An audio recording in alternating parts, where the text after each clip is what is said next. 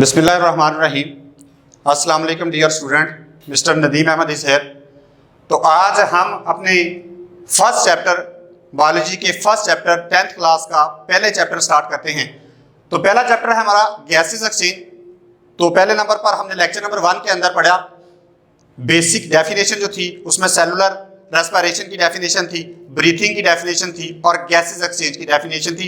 ये 3 डेफिनेशन के मुताल्लिक हमने डिटेल से स्टडी की। अब इसके बाद हमारा नेक्स्ट टॉपिक स्टार्ट होता है जिसका नाम है गैसेस एक्सचेंज इन प्लांट, यानी पौधे। अब इस चैप्टर के अंदर मैंने जैसे पहले लेक्चर में अपने बताया कि इस चैप्टर के अंदर हम पढ़ेंगे गैसेस एक्सचेंज का प्रोसेस जो है वो प्लांट्स के अंदर कैसे होता है और गैसेस एक्सचेंज का प्रोसेस एनिमल्स के अंदर कैसे होता है। तो इन दोनों के मुताल्लिक डिटेल से हम स्टडी करेंगे कि गैसेस एक्सचेंज पौधे किस तरह करते हैं और गैसेस एक्सचेंज जो है वो हम इंसान यानी एनिमल्स जो है वो गैसेस एक्सचेंज का प्रोसेस जो है किस तरह करते हैं। तो अब हम गैसेस एक्सचेंज का प्रोसेस करते हैं। पहले नंबर पर हम प्लांट्स के अंदर स्टडी करते हैं। तो बेटा देखें, गैसेस एक्सचेंज एनिमल्स के अंदर बाकायदा एक सिस्टम, रेस्पिरेटरी सिस्टम मौजूद है। लेकिन अगर पौधों के अंदर देखा जाए तो पौधों के अंदर प्लांट हैव नो ऑर्गन और ऑर्गन सिस्टम। पौधों के अंदर बाकायदा तौर पर किसी तरह से कोई ऑर्गन या ऑर्गन सिस्टम मौजूद नहीं होता। यानी हम पौधों के अंदर ये नहीं कह सकते कि जैसे बाकायदा तौर पर हमारे अंदर रेस्पिरेटरी सिस्टम मौजूद है, इसी तरह पौधों के अंदर भी बाकायदा तौर पर रेस्पिरेटरी सिस्टम मौजूद होगा। ऐसा नहीं है। पौधे का हर हिस्सा, एवरी पार्ट जो है वो पौधे का ब्रीथिंग का प्रोसेस या सेलुलर रेस्पिरेशन का प्रोसेस खुद करता है। यानी उसके अंदर मुख्तलिफ हिस्से। अब पौधे की रेस्पिरेशन यानी पौधे के अंदर देखा जाए, अगर अनमेच्योर रूट को देखा जाए या स्टेम को देखा जाए या लीव्स को देखा जाए या मैच्योर रूट को देखा जाए या मैच्योर स्टेम को देखा जाए, तो हर एक का प्रोसेस जो है वो रेस्पिरेशन का डिफरेंट है।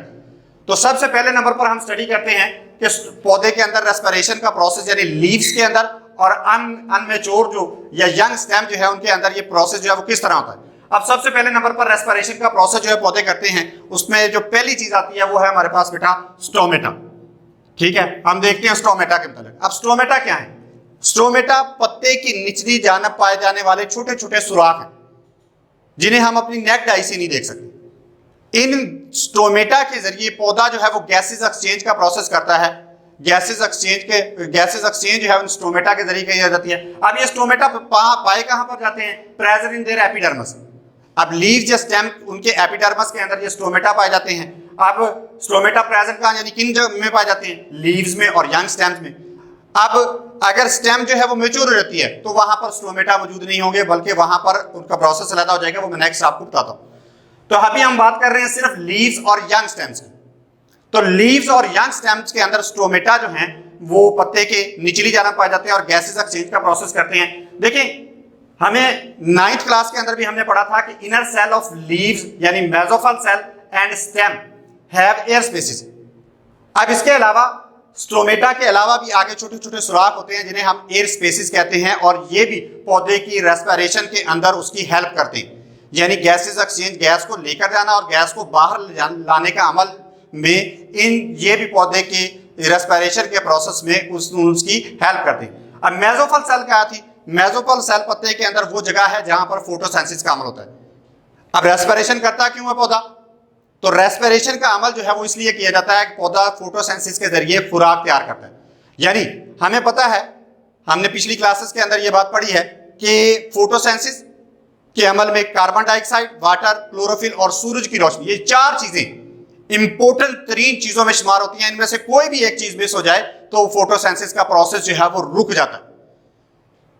तो फोटोसिंथेसिस के अमल में पौधा जो है वो खुराक तैयार करता है। उस खुराक का जितना हिस्सा पौधे ने इस्तेमाल करना है वो उसको इस्तेमाल कर लेता है, बाकी खुराक जो है वो स्टोर कर लेता है और उस खुराक को हम इंसान इस्तेमाल करते हैं।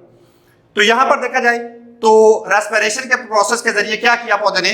गैसेस एक्सचेंज का अमल जो है वो स्टोमेटा के जरिए किया। यानी पौधे के यंग लीफ और यंग स्टेम के अंदर छोटे छोटे सुराख के जरिए जो पौधे के पत्ते के एपिडर्मिस के सेल के अंदर या यंग स्टीम के एपिडर्मिस सेल के अंदर ये पाए जाते हैं। तो इनके जरिए मेसोफिल सेल, अब इसके साथ पौधे स्टोमेटा के साथ जो है एयर स्पेसेस भी रेस्पिरेशन के अमल में उसकी मदद करते हैं। तो इन गैसेस एक्सचेंज के अमल के जरिए फिर फोटोसिंथेसिस का अमल जो है वो तकमील को पहुंचता है। तो अब यहाँ पर अब ये स्टोमेटा सिर्फ और सिर्फ कार्बन डाइऑक्साइड की मिकदार को अंदर लेकर नहीं जाते, बल्कि फोटोसिंथेसिस के अमल के अंदर जब फोटोसिंथेसिस का अमल होता है तो उसकी बाई प्रोडक्ट जो है वो ऑक्सीजन, यानी फोटोसिंथेसिस के अमल के जरिए ग्लूकोज बनती है, और ग्लूकोज के साथ बाई प्रोडक्ट यानी अजाफी चीज जो हमारे पास हासिल होती है वो है ऑक्सीजन की मिकदार। अब ऑक्सीजन को बाहर निकालने का अमल, यानी पौधा जो है अपनी बॉडी से, पत्ते से बाहर निकालने का अमल जो है ऑक्सीजन को, और कार्बन डाइऑक्साइड को ले जाने का अमल जो है वो रेस्पिरेशन कहलाता है पौधे के अंदर। अब इसके बाद आ गया, ये तो बात कर रहे थे हम बेटा लीव्स की और यंग स्टेम्स की। अब हम बात करते हैं कि जब स्टेम जो है वो मैच्योर हो जाती है या एक जड़ जो है वो मैच्योर हो जाती है तो उसके ऊपर एक मोटा छिलका या छाल आ जाता है या बार्क आ जाता है। अब ये बार्क जो है इम्पीरियस होता है गैसेस एक्सचेंज और वाटर, यानी इसके अंदर से पानी और गैस जो है वो गुजर नहीं पाते, लेकिन इस बार्क या छिलके के अंदर जो है या हवा या पानी का इसके ऊपर कोई असर नहीं होता, लेकिन फिर भी इसके अंदर छोटे छोटे स्मॉल पोर्स जो है वो पाए जाते हैं, छोटे छोटे सुराख पाए जाते हैं जिनको आप अपनी नेक्ड आई से नहीं देख सकते, बल्कि उनको देखने के लिए माइक्रोस्कोप का इस्तेमाल किया जाता है। उन पोर्स को या उन छोटे छोटे सुराखों को लेंटिसेल्स कहा जाता है। मतलब ये हुआ कि अगर हम बात करें लीव्स और यंग स्टेम के अंदर गैसेस एक्सचेंज का प्रोसेस स्टोमेटा के जरिए होगा, और अगर गैसेस एक्सचेंज जो है वो स्टोमेटा के जरिए हो गया तो उसे हम स्टोमेटल रेस्पिरेशन का प्रोसेस कहेंगे, या हम उसे स्टोमेटल रेस्पिरेशन का नाम देंगे। और अगर लेंटिसेल के जरिए हो रहा है तो हम उसको लेंटिकल रेस्पिरेशन का प्रोसेस, लेंटिकल रेस्पिरेशन का नाम देंगे।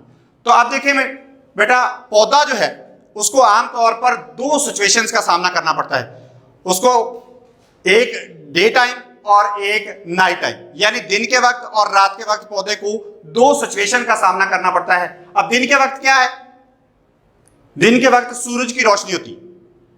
सूरज की रोशनी की मदद से पौधा जो है वो फोटोसिंथेसिस का अमल जो है वो कंप्लीट करता है, फोटोसिंथेसिस का प्रोसेस जो है वो चल रहा होता है। लेकिन और इसके साथ साथ यानी फोटोसिंथेसिस के साइड बाय साइड जो है हम कह लें कि रेस्पिरेशन का अमल भी जो है वो एनिमल्स के अंदर जारी रहता है। यानी फोटोसिंथेसिस के अमल के जरिए पौधा कार्बन डाइऑक्साइड की मिकदार को लेता है और ऑक्सीजन की मिकदार को रिलीज करता है, और एनिमल्स जो हैं वो ऑक्सीजन की मिकदार को लेते हैं, ऑक्सीजन की मिकदार को अंदर ले जाते हैं और रेस्पिरेशन के जरिए कार्बन डाइऑक्साइड की मिकदार को रिलीज कर देते हैं। इस तरह ये नेचुरल बैलेंस जो है पौधे के और इंसान के दरमियान की नेचुरल बैलेंस जो है अल्लाह ताला की तरफ से कुदरती तौर पर ये बैलेंस जो है वो बरकरार रहता है। लेकिन जैसे ही नाइट यानी रात का वक्त होता है तो सूरज चौके गुरूब हो जाता है, सूरज की रोशनी खत्म हो जाती है, तो उसी वक्त फोटोसिंथेसिस का प्रोसेस जो है फोटोसिंथेसिस का process not in plant at night, रात के वक्त फोटोसिंथेसिस का अमल जो है वो पौधों के अंदर नहीं होता। लेकिन रेस्पिरेशन का प्रोसेस एनिमल्स के अंदर दिन के वक्त भी और रात के वक्त भी एक ही रहता है। यानी दिन के वक्त भी एनिमल्स के अंदर, इंसानों के अंदर, इंसान ऑक्सीजन की मिकदार को अंदर लेकर जाते हैं और कार्बन डाइऑक्साइड की मिकदार को रिलीज करते हैं। लेकिन रात के वक्त अब क्या होता है? रात के वक्त पौधा जो है वो फोटोसिंथेसिस का अमल नहीं करता, तो कार्बन डाइऑक्साइड की मिकदार जो है वो अजाफी तौर पर उसके अंदर जो है वो मौजूद होती है। अब उस कार्बन डाइऑक्साइड की मिकदार को पौधा जो है वो अपनी बॉडी से रिलीज कर देता है, क्योंकि पौधे को थोड़ी मिकदार में ऑक्सीजन की भी जरूरत होती है। इसलिए रात के वक्त पौधा जो है कार्बन डाइऑक्साइड की मिकदार को रिलीज करता है और ऑक्सीजन की मिकदार को अपनी बॉडी के अंदर लेकर जाता है। यानी अगर हम कह लें कि रात के वक्त पौधे का रेस्पिरेटरी सिस्टम या रेस्पिरेशन का सिस्टम जो है वो इंसान जैसा हो जाता है। यानी इंसान दिन के वक्त भी और रात के वक्त भी कार्बन डाइऑक्साइड की मिकदार को रिलीज करता है, ऑक्सीजन को अंदर लेकर जाता है। सेम इसी प्रोसेस के तहत पौधा रात के वक्त ऑक्सीजन की मिकदार को लेता है और कार्बन डाइऑक्साइड की मिकदार को रिलीज करता है। तो ये बात कर रहे थे बेटा हम उन पौधों के मतलब यानी टेरेस्ट्रियल जो जमीन के ऊपर पाए जाते हैं। अब कुछ पौधे ऐसे हैं जो हमारे एक्यूटिक प्लांट है, यानी वो समुद्र के अंदर, दरिया के अंदर, नहर के अंदर या तालाब के अंदर पाए जाते हैं।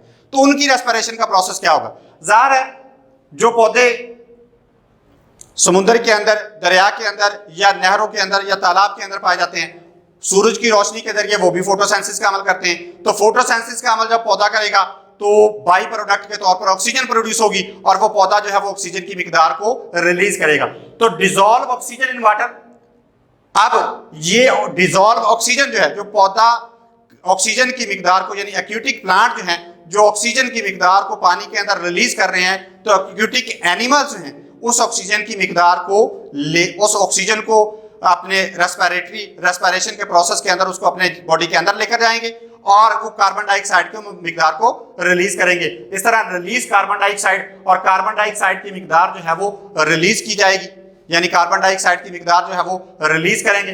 अब देखें तो सेम वैसा ही प्रोसेस हो गया कि ऑक्सीजन की मिकदार को वो अंदर लेकर जाएंगे और कार्बन डाइऑक्साइड की मिकदार को रिलीज करेंगे। पौधा कार्बन डाइऑक्साइड की मिकदार को अंदर लेकर जाएगा और ऑक्सीजन की मिकदार को रिलीज करेंगे। तो आज का टॉपिक बेटा हमारा यहीं तक है। नेक्स्ट टॉपिक के साथ इंशाल्लाह नेक्स्ट लेक्चर में मुलाकात होगी। अल्लाह हाफिज।